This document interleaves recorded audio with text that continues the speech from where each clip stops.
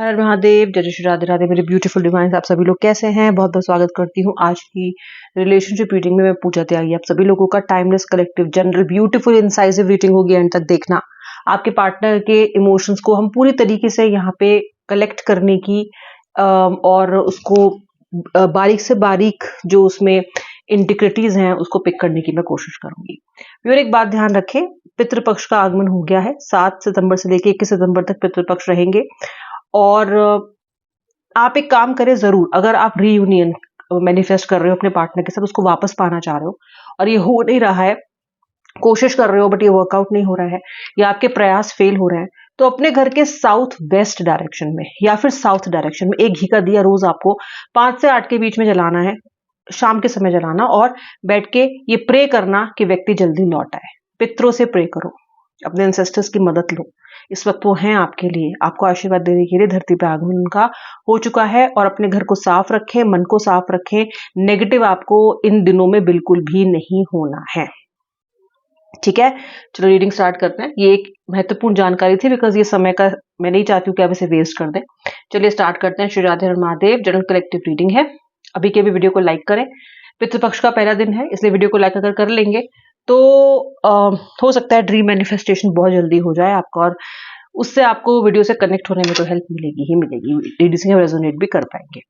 फिलहाल मैं कैंडल का इस्तेमाल कर रही हूँ, और जब भी कैंडल एग्जॉस्ट हो जाएगी तो मैं येलो कैंडल का इस्तेमाल करूंगी। अभी बस बुद्ध देव की कृपा है, उसके बाद बृहस्पति देव की मदद लेंगे हम येलो कलर की कैंडल के रूप में। चलिए स्टार्ट करते हैं। हर हर महादेव, इति श्री, जय श्री राधे राधे।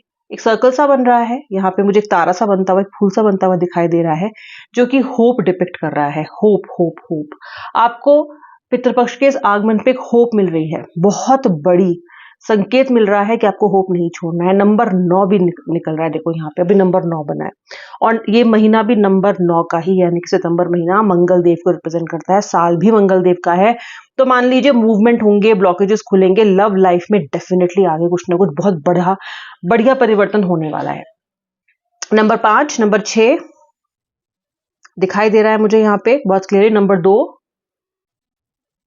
राशियां एरीज, टॉरस, एक्वेरियस, कैप्रिकॉन, तुला राशि यानी कि लिब्रा और स्कॉर्पियो, ये दिखाई दे रही है मुझे। धनु राशि भी नंबर 5, आई थिंक मैंने आपको बता दी ऑलरेडी। चलिए, आपके व्यक्ति क्या सोच रहे हैं, फिर क्या चल रहा है उनके माइंड में, क्या उनके मन में चल रहा है? राधा रानी गाइड कीजिए, बताइए।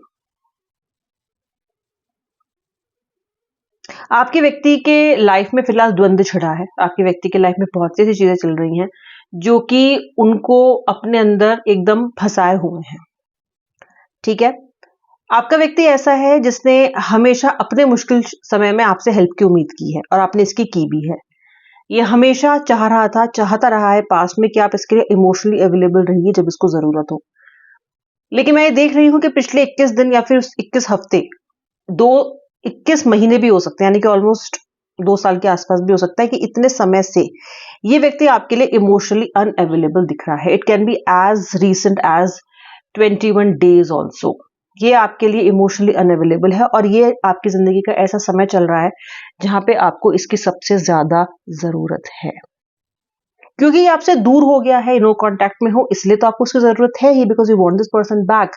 लेकिन आपकी जिंदगी में और दूसरे एस्पेक्ट्स भी इस वक्त ऐसे हो सकते हैं जहां जो आपको इमोशनली वीक बना रहे हैं, लाइफ में इनसिक्योर बना रहे हैं, और उस वक्त इसकी आपको सबसे ज्यादा जरूरत है, बिकॉज ये व्यक्ति आपकी जिंदगी में वो अहमियत रखता है जो और कोई नहीं रखता। ये डिजर्व करते हो, डिजर्व नहीं करते हो, ये अच्छे इंसान हो, ये अच्छे इंसान ना हो, कोई फर्क नहीं पड़ता है, क्योंकि आपके लिए तो ये व्यक्ति बहुत महत्वपूर्ण मुझे दिखाई दे रहा है, वेरी वेरी इंपॉर्टेंट।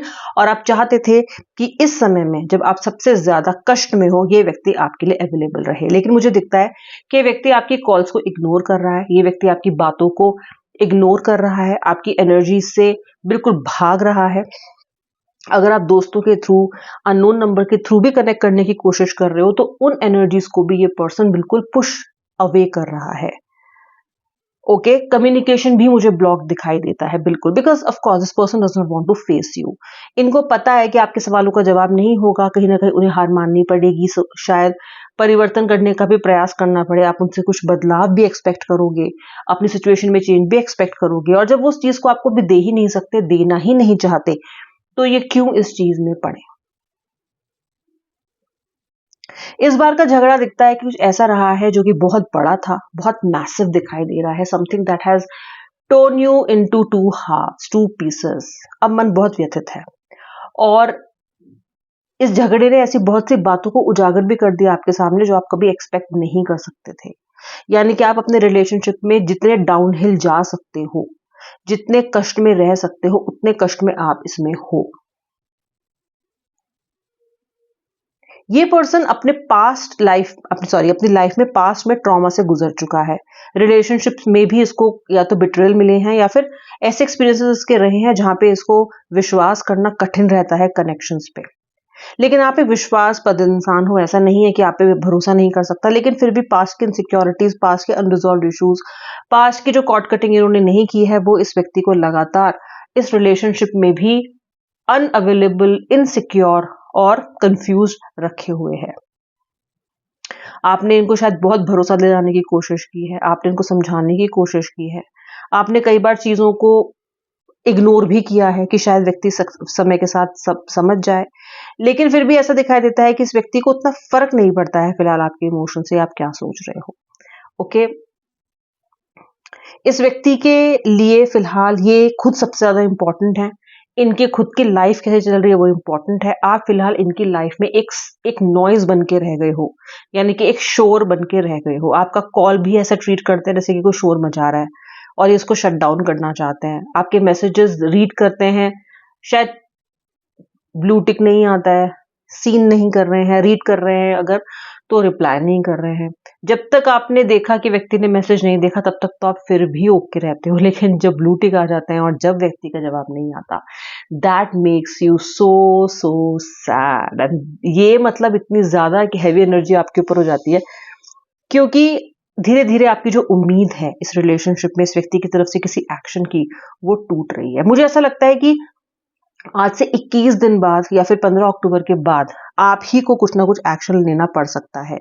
यानी कि अगर आप दोनों इस मनमुटाव में हो कि भाई कौन पहले कॉल करेगा, तो हो सकता है कि आप पहले कॉल करो।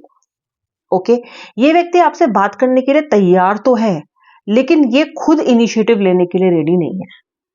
इसको खुद इनिशिएटिव लेना, इसको ये एक तरह की हार लग रही है। It's like a defeat. ये इन्होंने एक तरह की हार जीत का मामला बना लिया है, मुझे ऐसा दिखाई देता है। इट्स लाइक विनिंग और लूजिंग। आपके सामने ये झुकना नहीं चाहते हैं, आपको ये बहुत क्लियर इंडिकेशन देना चाहते हैं कि तुमको मेरे हिसाब से चलना पड़ेगा। फिलहाल ये व्यक्ति आपको इग्नोर करके किसी और को अटेंशन दे रहे हो सकते हैं, या फिर ये अपनी लाइफ में आपको ये दिखाने की कोशिश कर रहे हैं कि मुझे तुम्हारी कोई जरूरत नहीं है और मैं तुम्हारे बिना काफी खुश हूं, तो किसी गलतफहमी में मत रहना। क्या ये व्यक्ति इतना सब जो कर रहा है, इसके बाद भी कहीं ना कहीं दिखता है कि आपको प्यार करता है? देखिए, प्यार से ही तो रिलेशनशिप की शुरुआत हुई थी, तो प्यार होना और फिर प्यार एकदम खत्म हो जाना तो संभव नहीं है। तो यस, फीलिंग्स तो ये व्यक्ति आपके लिए रखते हैं, लेकिन ईगो, हेट्रेड, जजमेंट, जीतने की, हर आर्गुमेंट में जीतने की इच्छा, आप इन पे हावी ना हो जाए वो डर, इनसिक्योरिटी, समाज में आगे क्या होगा, आप कमिटमेंट मांग ले तो, अगर आप बहुत ज्यादा इनके पीछे ही पड़ जाए तो ये पर्सन आपको एक बॉक्स में रखना चाहते हैं जहां आप इनके हिसाब से कंडक्ट करें। तो ये सारी चीजों ने कहीं ना कहीं इनके प्यार पे एक ऐसी धूल की परत जमा दी है जो हट नहीं रही है, अब क्लियर नहीं हो पा रही है। आप समझा के, वेट करके, पेशेंस से इस चीज के हटने का वेट कर रहे हो, लेकिन इस पर्सन को भी पता है कि ऐसा हो रहा है इनके साथ, लेकिन उस धूल को इन्हें खुद हटाना तो पड़ेगा ना, उतना एक्शन तो उन्हें लेना पड़ेगा ही, और उतने एक्शन के लिए इनको आपसे मिसअंडरस्टैंडिंग्स क्लियर करनी पड़ेगी, या फिर एटलीस्ट हार्ट टू हार्ट एक कन्वर्सेशन करनी पड़ेगी। जिसके लिए व्यक्ति खुद को तैयार नहीं कर पा रहा है और यही फिलहाल आपकी जिंदगी की सबसे बड़ी समस्या बनी हुई है। मुझे ऐसा लगता है कि इस वक्त जो एक्चुअल लाइफ की बड़ी समस्या है, अगर आपकी कोई फाइनेंशियल दिक्कत है या आपके रिश्तों में कुछ दिक्कत है, अपने घर में परिवार में, या कोई ऐसी समस्या है, करियर से रिलेटेड समस्या है और वो वाकई में एक रियल और भारी समस्या है, लेकिन वो भी आपको इस प्रॉब्लम के आगे छोटी लग रही है, आप उसको तो कॉम्प्रोमाइज करने के लिए रेडी और कर भी रहे हो कहीं ना, क्योंकि आपका मन ही नहीं लग रहा किसी प्रॉब्लम को सॉल्व करने में। लेकिन फिलहाल ये व्यक्ति आपका सबसे बड़ा लाइफ का एक जी का जंजाल बना हुआ है और आपको समझ नहीं आ रहा है कि इसको सॉल्व कैसे करो, क्योंकि सॉल्व करने के लिए केवल आपके कुछ करने से तो सॉल्व होगा नहीं, सामने वाले को एक्शन तो लेना ही पड़ेगा, जिसमें आपका व्यक्ति बहुत कंजूसी कर रहा है।